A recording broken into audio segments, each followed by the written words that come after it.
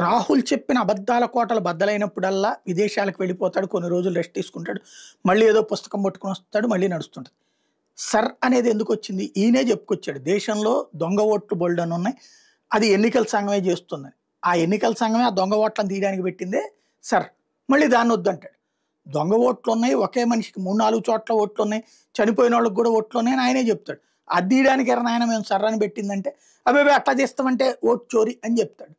అదేం విచిత్ర వితండవాదం అర్థం కాదు. ఇప్పుడు తాజాగా బెంగాల్ విషయంలో నోరు మీద పట్టలేదు.